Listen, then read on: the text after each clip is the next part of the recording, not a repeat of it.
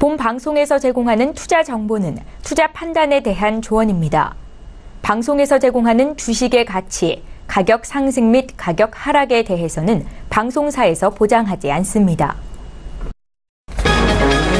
이 시각 헤드라인 뉴스입니다. 김동연 부총리 겸 기획재정부 장관과 이주열 한국은행 총재 등 경제기관 수장들이 북한의 6차 핵실험에 따른 시장 동향을 점검하고 대책을 논의합니다.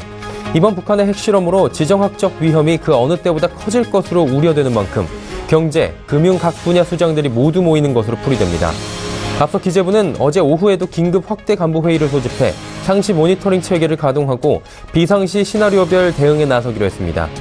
김 부총리는 북한의 도발 수위가 지속적으로 높아지고 있는 엄중한 상황인 만큼 어느 때보다 높은 긴장감을 갖고 북한 위험에 철저히 대응해 나가야 한다고 강조했습니다. 금융감독원은 북한 6차 핵실험 강행에 따른 파장과 관련해 금융시장 24시간 감시 시스템을 가동키로 했습니다. 진웅섭 금감원장은 오늘 오전 북한 핵실험과 관련해 긴급 시장 점검 회의를 소집해 그 어느 때보다 높은 긴장감을 느끼고 상황 전개에 긴밀히 대처해야 한다며 이같이 밝혔습니다. 금감원은 오늘 오후에는 은행 부행장들과 회의를 열어 외화 유동성 상황 등을 점검할 예정입니다. 면세점 업계가 중국의 사드 보복으로 위기에 처한 가운데 업계 1위 롯데 면세점이 인천공항 매장을 철수하는 방안을 검토하고 있습니다. 롯데 관계자는 사드 보복 사태로 중국인 관광객이 급감하는 등 영업 환경이 악화되면서 수조 원에 이르는 공항 임대료를 감당할 수 없다고 밝히며 임대료 인하가 없을 경우 공항 사업권 포기 방안을 검토하고 있다고 밝혔습니다. 지난달 시금치와 배추, 호박 등 채소 가격이 큰 폭으로 오른 것으로 조사됐습니다. 한국소비자원이 지난달 주요 생필품 판매 가격을 분석한 결과 7월에 비해 시금치 가격은 65%, 배추 가격은 61% 상승한 것으로 나타났습니다. 같은 기간 호박과 무, 오이 등도 30% 정도 가격이 올랐습니다. 반면 갈치와 버섯, 오징어 등은 한 달 전보다 값이 하락했습니다. 시청자 여러분 안녕하십니까. 오늘장 내일장 일부 서정덕입니다. 자, 월요일장입니다. 그리고 지난 주말에 또 6차 북한의 핵실험이 있었습니다. 그러다 보니 오늘 장시작과 함께 개파락이 컸고요. 양시장 모두 무너지는 듯한 모습이 보였는데 장중에 다행히 낙폭을 좀 줄여나가고 있는 모습입니다. 그동안에 우리 시장이 맷집이 좀 커진 것인지 아니면 학습 효과가 강하게 나타난 것인지 장 초반에 2310포인트까지 거래소가 무너졌었는데 현재는 2340포인트대까지 올라오고 있고요. 외국인 기관도 현재 소폭 매수로 전환을 하면서 지수가 어느 정도 회복을 하고 있는 모습입니다. 시장의 관심은 뻔한 상황입니다. 이 리스크가 단기간에 그칠 것인지 혹은 이 리스크가 또 다른 리스크로 인해서 더 커질 확률이 있는 것인지 일단은 지금 보여주고 있는 북한의 도발 자체가 위험 수위를 계속해서 넘어서고 있습니다. 레드라인을 넘어섰다라는 얘기들 우리 정부에서도 하고 있고요. 미국 정부에서도 하고 있는 상황이기 때문에 우리 증시뿐만이 아니라 미국 그리고 전 세계적으로도 관심이고 부담이 될 수밖에 없는 상황입니다. 그렇기 때문에 하루 이틀 만에 끝날 상황은 절대로 아닐 것으로 모두가 예측하고 있는데 다만 펀더멘털 훼손 측면이 아직 강하게 나타나고 있지 않기 때문에 우리 시장에서는 큰 폭의 하락세는 나타나지 않을 것이다 라는 기대를 한켠에선 하고 있는 모습입니다. 참 애매한 상황입니다. 방향성에 대한 뚜렷한 제시를 못하고 있는 상황인데 이런 순간에 어떤 대응을 해야 할지 참 어려우실 겁니다. 오늘장 내일장에서 어렵지만 하나하나 힌트를 얻어가 보시면 좋을 것 같습니다. 본 방송에서 제공하는 정보는 투자 판단에 대한 조언일 뿐입니다. 해당 주식의 가치, 수익률을 보장해드리지 않는다는 점 참고해 주시길 바라고요. 이 시각 시황 변동 상황부터 점검하도록 하겠습니다. 코스피입니다. 코스피는 2340포인트에서 지금 공방을 벌이고 있는데요. 2340포인트 이하로 또 내려왔습니다. 2337.26포인트에 거래가 되고 낙폭이 꽤 큽니다. 아직도 20.43포인트가 하락을 하고 있는 모습인데 일중 흐름을 좀 체크해 보도록 하죠. 자, 일중 흐름 보시면 장 초반에 2310포인트대까지 무너지기도 했습니다. 그리고 2340포인트 좀 회복을 하나 했는데 지금 공방을 벌이고 있는 모습 확인하실 수가 있습니다. 2340 위아래로 움직이고 있고 여전히 지지부진한 흐름들을 가져가고 있긴 한데 더 큰 낙폭을 보이진 않는 모습입니다. 수급 주체 한번 체크해 볼 텐데요. 수급 주체 보시면 오늘 외국인이 매도해서 매수로 전환을 했습니다. 매수량이 크진 않습니다. 297억 원 하지만 매도해서 매수로 이런 급박한 상황에 외국인이 매수를 하고 있다. 이 부분을 좀 체크를 하셔야 될 것 같고요. 기관의 매수가 강합니다. 특히나 이제 오늘 금융투자, 투신, 연기금 할 것 없이 사는데 금융투자가 1,058억 원 사고요. 연기금도 327억 원 삽니다. 하지만 개인이 3,028억 원, 사실 개인은 지금 투매 현상까지 나오고 있다라고 분석이 되고 있는 상황입니다. 시가총액 상위 종목들 살펴보도록 하죠. 1위부터 5위까지 모두 하락합니다. 모두 파란불인데 낙폭이 큰 종목들이 많이 보이진 않습니다. 삼성전자, SK하이닉스 0%대 하락이고요. 현대차만이 1.4%의 하락, 포스코도 약보합권 수준에서 머무르고 있습니다. 다음 6위부터 10위 살펴보도록 하죠. 모두 파란불입니다. 한국전력 0.93%, LG화학도 소폭의 하락, 그리고 삼성물산과 네이버가 하락하는데 네이버 같은 경우에는 지금 72만 원대까지 밀리면서 시총 10위까지 밀려 내려갑니다. 11위부터 15위까지 살펴보도록 하죠. 자, 빨간불이 지금까지 한 종목도 보이질 않습니다. 모두 하락인데 낙폭이 좀 큰 종목들이 2%대의 낙폭입니다. SK가 오늘도 2%대의 낙폭이 좀 보이고 있고요. 나머지는 1% 초반 혹은 0%대의 낙폭이 소폭의 낙폭들이 보이고 있는 상황입니다. 코스닥 시장으로 가보도록 하죠. 653포인트입니다. 코스닥이 오늘 좀 낙폭이 큰데요. 660포인트에서 650포인트대까지 쭉 밀려 내려옵니다. 사실 좀 중소형주가 몰려있기 때문에 투매 현상이 개인들 위주로 강하게 나타나고 있고요. 지금 1% 넘는 낙폭이 기록이 되고 있는 상황입니다. 일중 흐름도 체크해보도록 하죠. 648포인트까지 장 초반에 빠졌다가 654포인트까지 지금 회복을 한 상황이고요. 653, 4 현재 포인트가 오늘의 고점 부분이긴 한데 낙폭이 여전히 꽤 큰 상황입니다. 코스닥 지수도 오늘 충격이 꽤 크다라고 지금 정리를 할 수 있을 것 같고요. 자, 수급 주체 확인해 보도록 하죠. 양시장 수급 비슷합니다. 기관 외국인이 사고 개인이 파는데 역시나 코스닥은 투매 현상 개인이 지금 나타나고 있고요. 기관 외국인이 사는데 외국인이 여전히 코스닥 시장에서는 순매수하면서 지수를 그나마 좀 끌어올리고 있는 상황인데 약간 역부족인 상황입니다. 전체적으로 분위기가 안 좋다 보니까 시가총액 상위 종목들 체크해 보도록 하죠. 1위부터 5위까지 모두 하락합니다. 특히나 메디톡스, 휴젤 이 두 종목 바이오주들의 낙폭이 좀 큰 상황이고요. 다음 살펴보도록 하죠. 빨간불을 처음 봅니다. 오늘 양시장 중에서 로엔, 바이로메드, 포스코, 캠텍 세 종목 올라가는데 로엔 같은 경우에는 그동안 낙폭이 워낙 컸기 때문에 지금 사실 오늘 약세장에서 그나마 좀 선방을 해주고 있는 모습이고요. 바이로메드도 500원 상승, 포스코, 캠텍은 전기차 이슈로 계속해서 가는데 오늘도 1.06% 상승합니다. 다음 11위부터 15위까지 살펴보도록 하죠. 한 종목만 빨간불입니다. CGO 쇼핑만이 지금 1% 정도의 상승이고요. 나머지 종목들은 모두 소폭의 하락을 보여주고 있다. 지금 체크가 됩니다. 빨간불이 거의 안 보입니다. 원달러 환율 살펴보도록 할 텐데 당연히 원달러 환율 오늘 급등 나오겠죠. 지금 안전자산 선호 현상 벌어질 수밖에 없고요. 금값 지금 0.62% 상승하고 원달러 환율 역시 0.73% 상승하면서 원화 약세 현상 나타나고 있습니다.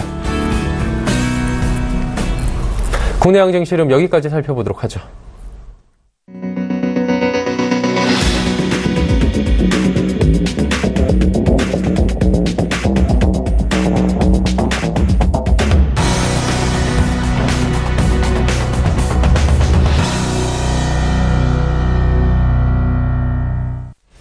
자, 이슈 칼럼 시간인데 오늘은 좀 특집으로 준비를 해보도록 하겠습니다. 북한 6차 핵실험 강행과 관련된 이야기 중점적으로 한번 여쭤볼 텐데요. 미중산업경제연구소 조용찬 소장과 함께 하도록 하겠습니다. 소장님 나와 계십니까? 예, 안녕하십니까? 예. 일단은 6차 핵실험이 지난 주말에 좀 기습적으로 일어났고요. 이 부분에서 이제 전 세계적으로 좀 파동이 좀 있는 것 같습니다. 우리 증시도 지금 역시나 단기적인 변동성 확대는 불가피해 보이는 상황이고요. 일단은 최근에 북핵 리스크, 지정학적 리스크가 지속적으로 일어났던 상황이고 좀 잠잠해지나 했던 상황에서 다시금 불거졌고 이번 사안만큼은 또 6차 핵실험과 관련된 것이기 때문에 악재로 전해질 수밖에 없는데 경제와 주식시장 전반에 지금 미쳐지고 있는 영향들 한번 점검해 볼까요? 네, 북한 같은 경우는 작년 9월 건국 기념일 그리고 5차 핵실험에 이어서 네. 올해 4월에도 탄도미사일 발사 실험을 했는데요. 이때 북미 간의 군사적 긴장감이 한껏 고조가 됐습니다. 이때 움직임을 참고하면 다우지수 같은 경우에는 3에서 한 5% 그러니까 최대 1000포인트 정도 넘게 하락할 가능성이 있고요. 현재 그 위험자산 회피 현상으로 인해서 안전자산이 금이라든지 비트코인 가격은 상승할 가능성이 높습니다. 미주 증권 그 분석에 따르면 달러 엔화는 현재 1달러에 109엔대에서 105엔 정도까지 엔고가 진행될 것으로 보고 있는데요. 이렇게 되면은 니케이 평균 주가는 500엔에서 한 1000엔 정도 추가적인 하락 압력을 받을 가능성이 있기 때문에 우리나라 코스피나 원화 같은 경우에도 2에서 한 5% 정도 조정을 받지 않을까 보여집니다. 주가 조정폭과 관련된 논란이 지금 증시에서 뜨거운데요. 하지만 최근에 그 북한 핵 문제 외에도 미국과 유럽의 테이퍼링 문제, 또 미국 예산과 채무 상한 문제를 둘러싸고 증시나 환율이 예민하게 반응을 하고 있기 때문에 어느 때보다 좀 긴장감이 좀 커지지 않을까 보여지는데요. 이 때문에 북미 간의 대립은 리스크 오프 현상을 좀 야기시켜서 증시의 변동성을 확대시키는 것은 분명해 보입니다. 아무래도 그 한국과 일본에 대한 핵 공격으로 진화되는 것은 아닌 만큼 주가는 1, 2주 뒤에는 이전 수준을 회복할 가능성도 있다는 점도 참조해 주시기 바랍니다. 그동안에 지금 지속적으로 좀 셀코리에 나서던 외국인이 오늘은 그래도 매도에서 매수로 전환을 하긴 했는데 아직은 좀 위태위태한 것 같습니다. 일각에서는 북핵 리스크에 지친 외국인들이 결국에는 좀 돌아서는 거 아닌가라는 얘기들이 나오고 있는데 어떻게 보십니까? 안전자산이나 채권 쪽으로 지금 눈을 돌린다 얘기도 있는데.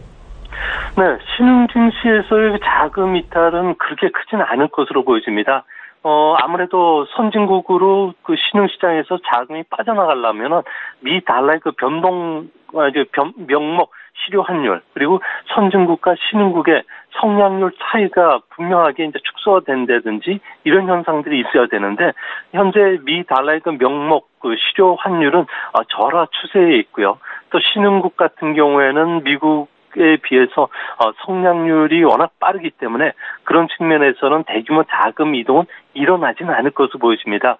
다만 좀 그 우려스러운 점은 전 세계 수출에서 우리의 그 반도체가 차지하는 비중이 상당히 높고요. 또 우리나라 수출 같은 경우에는 18.5%가 반도체에 집중되고 있기 때문에 이런 반도체 그 사이클이 끝났을 경우에는 큰 영향을 끼치는데요. 외국인들 같은 경우에는 현재 우리나라의 그 반도체 그 쓰임새가 스마트폰, PC뿐만 아니라 인터넷과 연결 기능을 가진 냉장고의 등장처럼 새로운 그 수요들이 일어나고 있다는 거죠.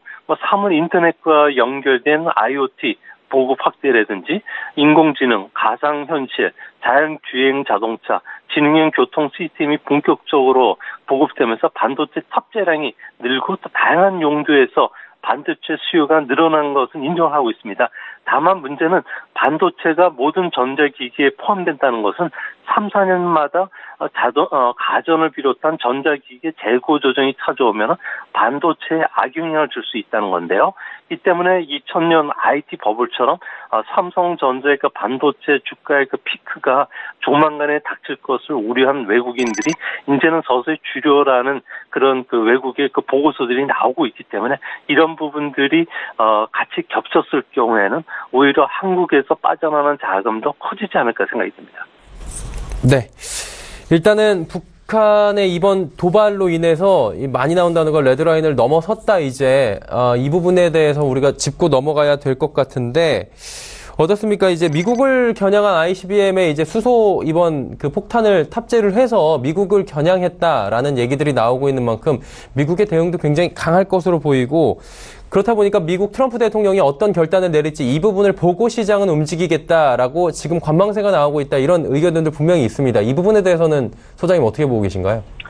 네, 일단 그 미국 쪽에서는 레드라인을 넘은 것으로 지금 보고 있는데요. 이 때문에 대북과 관련된 군사 옵션은 12가지 계획을 갖고 있습니다.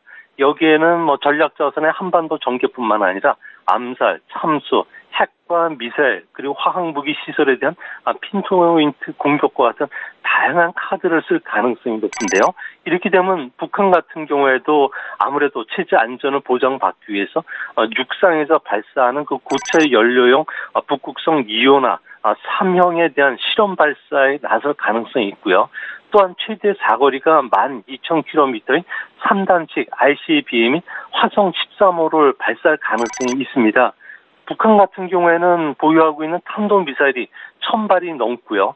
핵탄두만 최저 20개에서 많게는 60개 10개까지 보고 있습니다. 여기에 이동 발사대만 200여 대를 보유하고 있기 때문에 이 부분들은 모두 조기에 제거한다는 걸 힘들기 때문에 군사적 공격은 그 생각보다 상당히 좀 어렵지 않을까 보여집니다.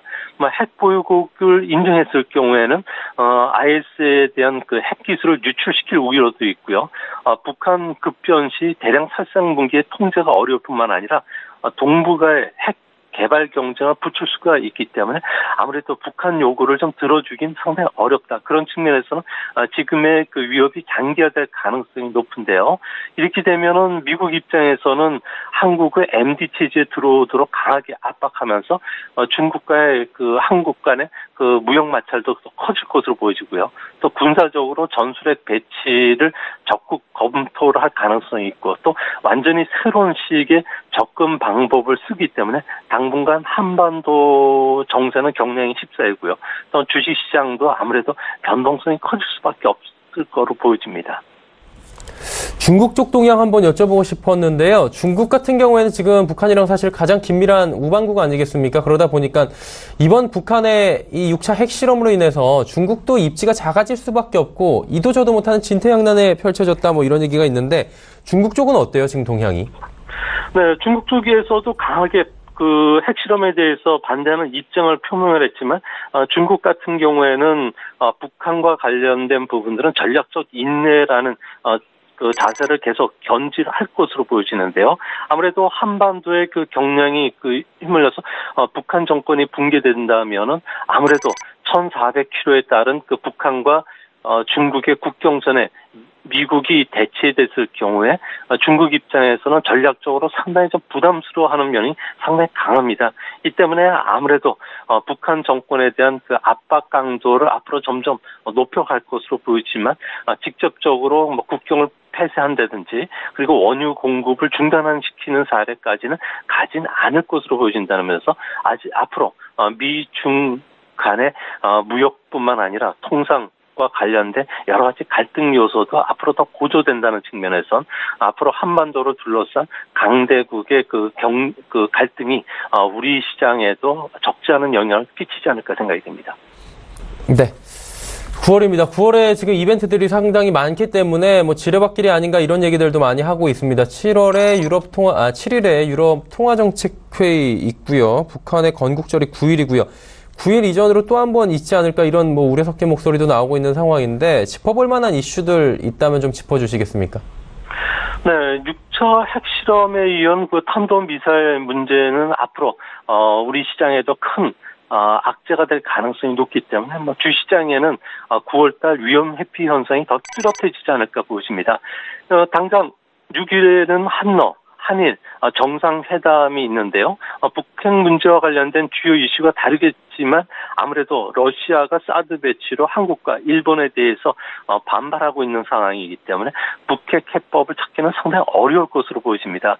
특히 노동절 연휴에서 돌아온 미국 같은 경우는 5일 의회가 개원하지만 아무래도 예산안 처리가 불투명하다는 점에서는 외국인들 같은 경우에도 미국 시장의 조정을 좀 염두에 둔 이런 전략으로 나올 가능성이 있고요. 특히 유럽중앙은행 같은 경우는 7일날 아무래도 양적 완화 축소뿐만 아니라 향후 통화 정책과 관련된 세부 계획을 발표할 가능성이 있다는 점에서는 앞으로 주시장의 그 변동성 확대에 따른 투자가들의 좀 위험 회피 현상은 조금 더 지속이 될 가능성이 크지 않을까 보십니다. 네, 알겠습니다. 오늘 여기까지 듣도록 하겠습니다. 감사합니다. 예, 감사합니다. 미중산업경제연구소 조용찬 소장과 함께 이야기 나눠봤습니다.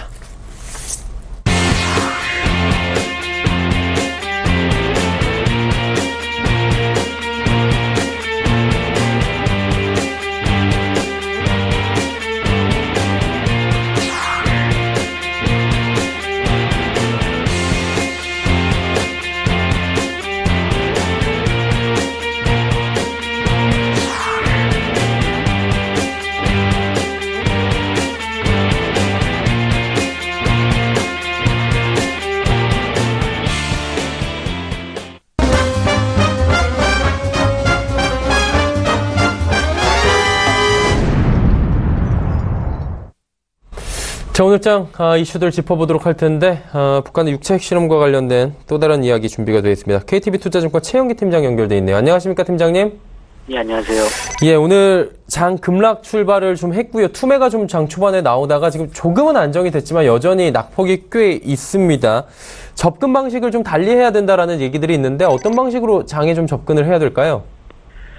일단 뭐 기본적으로 말씀하신 대로 지금 국내 증시가 이제 장 초반에 상당히 좀 낙폭이 확대되는 흐름을 보였다가 지금 뭐 낙폭 자체를 점진적으로 줄여나가는 것은 아무래도 이제 이번 이제 북한 6차 핵실험 이전에 과거 5차례 핵실험에서 어느 정도 이제 학습 효과가 좀 있었기 때문에 그러한 쪽에서 좀 낙폭을 줄여나가는 흐름이다라고 보시면 될 것 같고요. 물론 이제 이번 뭐 6차 핵실험 자체가 이제 과거와는 달리 이제 미국 본토까지 도달할 수 있는 ICBM 뭐 핵탄두를 장착할 수 있는 뭐 기술력이 확보된 거 아니냐, 그러니까 확보된 것으로 지금 추정되고 있죠. 그래서 과거와는 좀 물론 좀 차원적으로 좀 다른 어떤 이슈이긴 합니다만 기본적으로 북한 어떤 지정학적 리스크가 결국에는 이제 군사적 옵션, 그러니까 미국에서 얘기하고 있는 군사적 옵션을 배제한 상황에서의 어떤 대북 경제 제재 등으로 간다면 뭐 실질적으로 리스크가 뭐 지금보다 더 확대되지는 않을 거다라고 보고 있고요. 지금 9월 9일이 아시다시피 이제 북한의 건국 기념일이거든요. 그러니까 이번 주까지는 뭐 추가 도발이 이어질 가능성을 좀 배제하기는 어렵기 때문에 증시의 이제 변동성이 확대될 수는 있겠습니다만. 지금 이제 북한 지정학적 리스크가 사실 이제 8월 한 달 내내 좀 국내 증시를 좀 짓눌렀던 요인으로 작용을 했었고, 이 기간에 외국인이 뭐 1조 8천억 원 이상을 내다 팔았단 말이죠. 그러니까 지금 어떤 지정학적 리스크가 또 이제 전면전, 그러니까 군사적인 전면전으로 치닫지만 않는다면 외국인의 순매도 강도가 더 강화될 것이라고 보기는 좀 어렵고요. 특히나 이제 지난 주말에 있었던 북한 6차 핵실험은 이제 북한의 좀 우호적인 입장을 가지고 있는 중국이라든가 러시아 쪽, 그러니까 브릭스의 어떤 컨퍼런스가 진행되고 있는 가운데 사실 사전 협의 없이 좀 미사일 발사가 좀 이어지면서 지금 미국뿐만 아니라 이제 아군으로 분류할 수 있는 중국과 러시아 쪽에서도 지금 이 정상성을 확보하기 좀 어려운 핵실험이다라는 이런 좀 얘기들이 나오고 있기 때문에 좀 추가 도발이 좀 더 일어나기에는 좀 어렵다. 다만 이제 건국 기념일 이전까지 어쨌든 지금보다 큰 규모는 아니겠습니다만 어떤 작은 규모의 어떤 추가 도발이 이어질 가능성이 있기 때문에 좀 증시가 좀 반등하는 시점 자체는 좀 뒤로 밀릴 수는 있겠지만 이 악재로 좀 코스피 지수가 8월 달에는 2310선을 지켜내고 반등을 했거든요. 그러니까 2300선을 깨고 내려갈 만큼의 어떤 큰 악재로 작용하기 어렵지 않을까. 지금은 좀 그렇게 판단하고 있습니다. 그리고 이제 22 통화정책회의 저희가 좀 주목을 해봐야 되는데 드라기 총재의 이야기 한마디 한마디가 좀 시장에선 주목을 할 수밖에 없는 상황입니다. 긴축 로드맵 발표 가능성 일단 좀 시장에서 낮게 보는 것 같은데 이 부분에 대해서 좀 더 언급을 해주시겠습니까? 지금 이제 8월 말에 사실 이제 8월 달에 주요국 통화정책 회의가 없었는데요. 이제 8월 말에 잭슨홀 연설에서 뭐 미 연준 의장의 발언도 있었고 드라기 총재의 발언도 있었습니다만 시장이 조금 더 주목했던 건 이제 드라기 총재의 발언이었죠. 22의 테이퍼링에 대한 어떤 로드맵이 어느 정도 좀 발표되지 않겠냐라는 시장의 예상이 있었습니다만 특별한 어떤 통화정책과 관련된 시그널이 좀 부재했다는 점에서 이번 22 통화정책 회의 결과에 상당히 좀 주목할 수밖에 없는 상황인데 일단 금융시장이 우려하는 매파적인 스탠스가 확인될 가능성은 낮다라고 보고 있습니다. 물론 이제 유로존 경기 회복세가 지속적으로 확인되고 있고 또 최근에 뭐 제조업 경기라든가 뭐 소비 심리 상당히 좀 견조한 흐름을 보여주고 있습니다만 이러한 어떤 펀더멘털 회복세와는 좀 괴리를 보이면서 물가 상승 압력이 지금 여전히 낮은 상황을 유지를 하고 있거든요. 그리고 지금 6월 말에 22 쪽에서 좀 테이퍼링에 대한 논의가 좀 본격화되지 않겠냐라는 시그널을 주면서 이미 지금 시장이 좀 유로존 국채를 매도하고 유로화를 매수하는 그런 어떤 플레이들이 지금 나타나면서 지금 유로화 강세 흐름이 지속되고 있거든요. 근데 이런 것들은 사실상 유로존 내의 그 수입 물가를 떨어뜨리기 때문에 유로존 내의 인플레이션 압력을 낮추는 요인으로 작용하기도 합니다만 유로존의 역의 수출과 관련돼서 어떤 수출 경기에 악영향을 미칠 수가 있거든요. 유로화 강세가. 그렇기 때문에 ECB가 테이퍼링에 대해서 여전히 신중한 입장을 표명할 가능성이 높다라고 보고 있고요. 9월보다는 10월 회의에서 테이퍼링과 관련된 로드맵이 제시될 가능성이 높다라고 보고 있습니다. 속도 자체도 상당히 좀 더디게 갈 것 같은데요. 내년 상반기 지금 월간 600억 유로의 자산 매입을 시행하고 있는데 내년 상반기에는 400억 유로로 줄이고 3분기에는 200억 유로 그리고 연말에는 이제 양쪽 완화를 완전히 종료하는 그런 시나리오가 현재 유력하다라고 보고 있고 이러한 ECB의 테이퍼링에 대한 신중한 입장 자체는 글로벌 유동성 측면에서는 금융시장 안정에 기여할 수 있는 부분이다라고 보고 있습니다. 네. 그렇다면 이제 9월 시장에 대해서 이번에 북행 리스크도 있고요. 여러 가지 이슈들이 있기 때문에 쉽지 않을 것이다라는 견해들도 있는데 9월 시장 어떻게 보시는지 궁금합니다.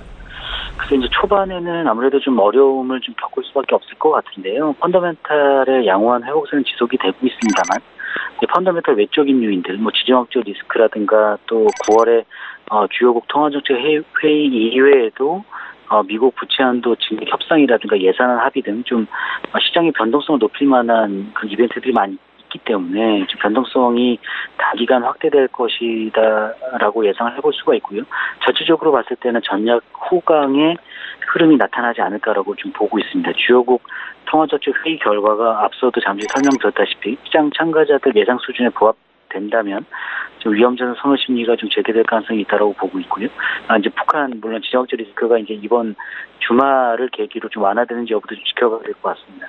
업종별로 보면 지금 IT와 금융 쪽보다는 소재라든가 산업재, 제약 바이오 업종이 좀 상대적으로 좀 양호한 퍼포먼스를 기록하지 않을까 그렇게 좀 예상을 하고 있습니다. 네, 알겠습니다. 9월 전망까지 들어봤습니다. 오늘 말씀 감사합니다. 감사합니다. KTB투자증권 매크로팀의 최현기 팀장과 이야기 나눠봤고요.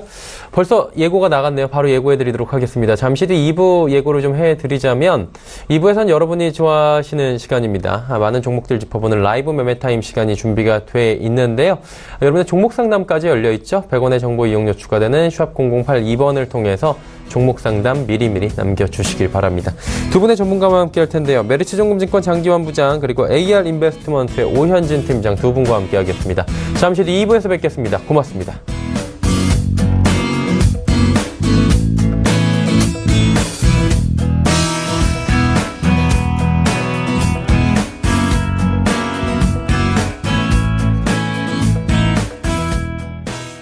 본 방송에서 제공하는 투자 정보는 투자 판단에 대한 조언입니다.